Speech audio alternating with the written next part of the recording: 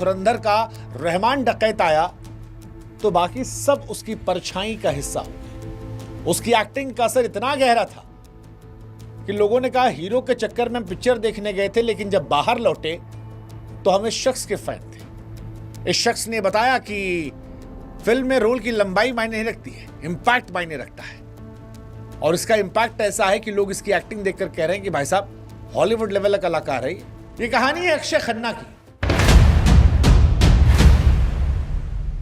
वो अक्षय खन्ना जो विनोद खन्ना साहब के बेटे रहे, वो अक्षय खन्ना जो अवार्ड शोज में नहीं जाते, इंटरव्यूज से बहुत बचते हैं, सोशल मीडिया के दौर में लाइमलाइट पसंद नहीं करते हैं, लेकिन जो कमाल के कलाकार है, कमाल के कलाकार है, अद्भुत, अविश्वसनीय।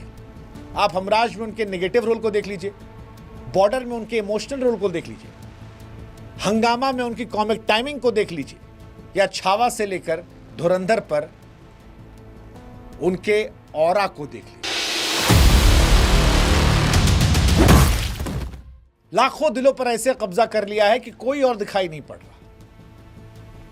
अक्षय खन्ना की कहानी उस कलाकार की है जिसकी परफॉर्मेंस सिर्फ अच्छी नहीं होती बल्कि दिमाग खिला देती है, जिसकी स्क्रीन टाइमिंग में चुप्पी जितनी ज्यादा है उसका असर उतना गहरा है। और दुनिया इसीलिए उन्हें अंडररेटेड एक्टर कह रही है क्योंकि वो अपने आप को एक्टर मानते ही नहीं। वो नहीं कहते कि वो ग्रेट एक्टर है। अक्षय खन्ना एक ईमानदार एक्टर है। वो ईमानदार एक्टर जो खुद के बारे में कहते हैं कि मैं मूवी स्टार नहीं, I am just a normal actor. वो एक्टर जो आता है, छाता है और चुपचाप गायब हो जाता है ऐसे जैसे कभी था ही नहीं, और फिर आता है और फिर छा जाता है। इसलिए आज कहानी अक्षय खन्ना साहब की।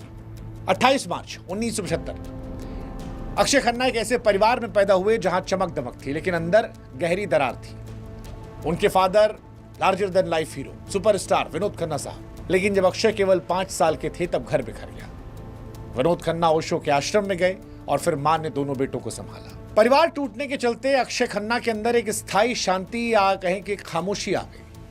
वे लोगों की गिनती ज्यादा उनके चेहरे पड़ते थे, बात से ज्यादा खामोशियां सुनते थे और दुनिया को देखने का उनका तरीका उतना ही गहरा था जितना बाद में उनका अभिनय। स्कूल से लेकर कॉलेज तक अक्षय किताबों में कम जिंदगी में ज्यादा सीखते रहे। कॉलेज बीच में छोड़ा, मानो जैसे दिल कह रहा हो कि असली रास्ता किताबों में नहीं कैमरों की लाइट में लिखा है। हालांकि उनका फिल्मी करियर जो है पिता के एक्टर होने के बावजूद उनकी मर्जी शुरू हुआ, क्योंकि फादर विनोद खन्ना नहीं चाहते थे कि वो एक्टर बने। विनोद खन्ना चाहते थे कि छोड़ दो, बहुत अनिश्चितताओं वाली इंडस्ट्री है। लेकिन अक्षय माने नहीं, जिद कर बैठे। 1997 में फिर हिमालय पुत्र एक फिल्म बनी जो उनके पिता ने बनाई। वो फिल्म चली नहीं लेकिन अक्षय को बेस्ट डेब्यू का अवार्ड मिला और पिता को यकीन हो गया कि बेटा साधारण रास्तों के लिए नहीं बना है। उसी साल एक और फिल्म आई बॉर्डर, जब अक्षय ने पहली बार दिखाया कि अंदर जमा हुआ दर्द जब अभिनय के जरिए बाहर निकलता है तो वो दर्शकों के दिल में पहुंच जाता है। क्योंकि जो उनका धर्मवीर सिंह का किरदार था उसे बहुत सारे एक्टर्स ने ठुकरा दिया था क्योंकि उसमें हीरोइज्म नहीं था। लेकिन अक्षय की खामोशी, उनकी आंखें, उनके आंसू, उनकी चुप्पी इतना गहरा असर हुआ कि लोग आज भी उस किरदार से जुड़ते हैं। उनका जो सीन था, गुजरने वाली हवा जरा मेरा इतना काम करे क्या, मेरे गांव जा, मेरी माँ को मेरा सलाम कर, कपकपी पैदा करता है। बॉर्डर सुपरहिट थी लेकिन अक्षय स्टार नहीं बन पाए, कलाकार बने। ये उनकी ताकत भी थी, संघर्ष भी थी। 2000 के दशक में ताल, दिल चाहता है, हमराज ने एक नए मुकाम तक पहुंचाया। दिल चाहता में उनका स्पेशली जो सिद्धार्थ वाला रोल था, शांत, समझदार, संवेदनशील, अंदर से टूटा हुआ। सच कहें तो वो फिल्म देखते हुए लोग भूल गए कि भाई साहब ये कोई एक्टिंग चल रही है।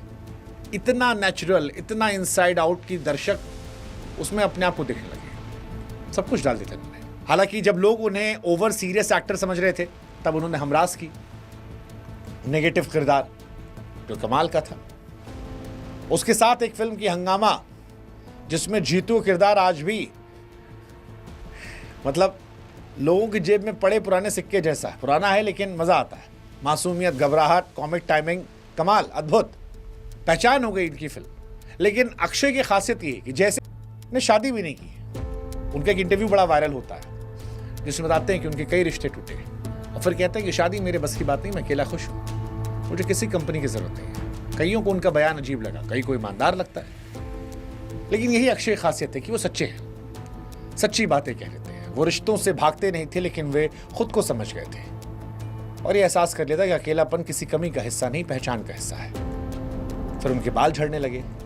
अब एक एक्टर जिसके बाल झड़ गए, कई बार अस्तित्व का सवाल होता है। आमतौर पर एक्टर्स के बाल झड़ते और डिप्रेस आते हैं या नकली बाल लगवा लेते हैं। फिर बहुत सारे एक्टर्स नकली बाल लगवाए, क्योंकि बाल एक्टर के लिए ऐसा होता है जैसे किसी पियानिस्ट की उंगलियां टूट जाए, तबला वाली उंगली टूट जाए, फिर भी वो सर्वाइव किए। हालांकि वो कहते हैं कि इनसिक्योरिटी उनके आत्मविश्वास सुखा गई थी। कई फिल्में फ्लॉप हो गई थी, बाल झड़ गए थे, फिर वो गायब हो गए। 5 साल तक गायब हो गए। ना मीडिया, ना इवेंट, ना फोटो, कहीं नहीं। कई सारे एक्टर्स हैं जिनके स्टेटमेंट अक्षय खन्ना को लेकर लोग जानना चाहते अक्षय खन्ना कहाँ गायब हो गए, लेकिन वो शोर से दूर थे जहां एक कलाकार कदम घुटता है। 2016 में लौटे और सबको चौंकाया। डिशूम, छोटा रोल लेकिन धारदार। फिर मॉम, श्रीदेवी के साथ जबरदस्त स्क्रीन प्रेजेंस। सेक्शन 375, कमाल की एक्टिंग, नए सिरे से परिभाषित किया। अद्भुत एक्टिंग थी वो, अद्भुत एक्टिंग। और फिर भगवान ने उनके लिए उनका फेवरेट साल बचा कर रखा था, 2025।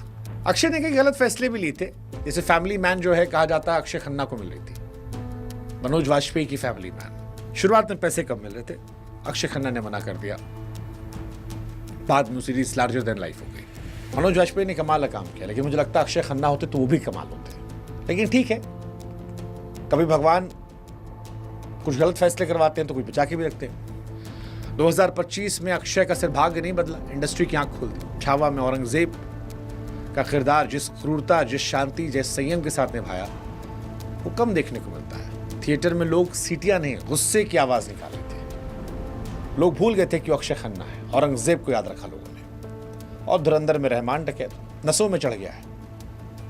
फिल्म कमा रही है, जबरदस्त। अक्षय 2025 के ओपनर और फिनिशर बन गए हैं। आमतौर पर बड़े हीरोज के बारे में चर्चा होती है, उनका गाना जो है जबरदस्त वायरल है। और मजे की बात कि डांस स्टेप जो है वो उन्होंने खुद कोरियोग्राफ किया।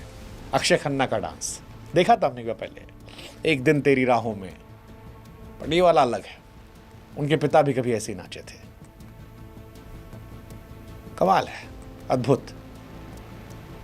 अब उनकी कई और फिल्में भी आने वाले हैं, धुरंधर 2, दृश्यम 3, एक नेटफ्लिक्स का प्रोजेक्ट है, एक स्पाई थ्रिलर है। उनके लुक्स को देखकर लोग पगला रहे हैं। कुल मिलाकर अक्षय कहानी ये सिखाती है, कई बार सफलता संघर्ष के बाद मिलती है। ये सिखाती है कि सच्चे कलाकार दौड़ते नहीं हैं, रास्ता खुद बनाते हैं। शोर से नहीं, चुप्पी से इतिहास लिखते हैं। अक्षय खन्ना ने नाम नहीं काम चुना, भीड़ नहीं गहराई चुनी, दिखावा नहीं ईमानदारी चुना। और इसी वजह से लोग कहते हैं कि देर से चमके, लेकिन चमके तो ऐसा चमके कि उस चमक के आगे सब फीके पड़ गए। वरना धुरंधर में इतने कलाकार, अर्जुन रामपाल, संजय दत्त, रणवीर सिंह, छाया कौन है? अक्षय खन्ना।